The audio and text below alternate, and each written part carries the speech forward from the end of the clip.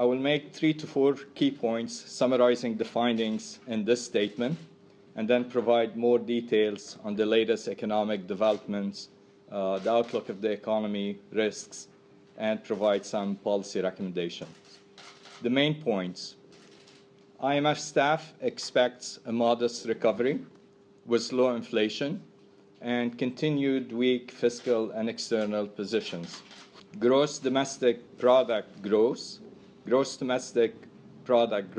is projected to recover gradually to above 4.5% in 2017 and 2018. Large investment in sectors including housing, health, airport facilities, and others aim to diversify the economy and support future growth. Looking ahead, the Maldives economy faces a number of risks, including fragile fiscal and external positions, slower growth in the advanced economies, and adverse climate change. The large infrastructure surge increases Maldives' vulnerability arising from high debt and needs to be managed prudently. Last, on the policy side, policies should focus on reducing fiscal and external deficits. It should focus on building foreign reserves, developing the financial sector, and enhancing longer-term growth potential through structural reforms. Let me turn now to some of the details. So we know Maldives is scaling up its infrastructure, which could raise the economy to a higher growth path. The investment surge has the potential for transforming the economy, but it also carries risks with it, given the country's large fiscal and external imbalances. Therefore, the policy should be focusing on mitigating these risks and building resilience and pursuing inclusive and sustainable growth over the medium to longer term.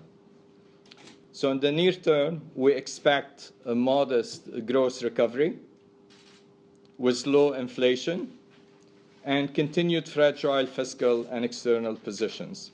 The fiscal deficit widened in 2016 and is projected to decline gradually in 2017 and over the medium term.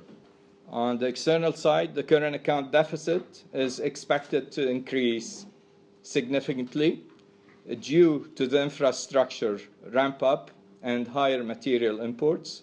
Let me highlight some of these risks on the external side and on the domestic side. External risks stem from slower growth in the advanced economies. These could affect tourism in Maldives and undermine the weak external position.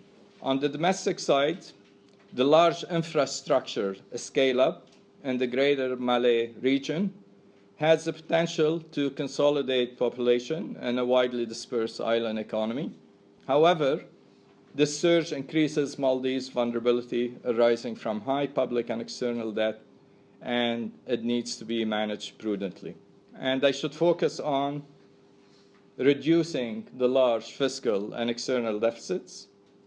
I should focus on building foreign reserves, developing the financial sector, and enhancing longer-term growth potential through structural reforms. Let me highlight, and we want to be clear, that the PEG regime that is currently in existence is appropriate for the Maldives, given the small scale, the high openness, and the dollarized nature of the economy. Climate change adaptation should be part of an overall national development strategy that aims to capitalize on infrastructure investment while managing at the same time the fiscal risks.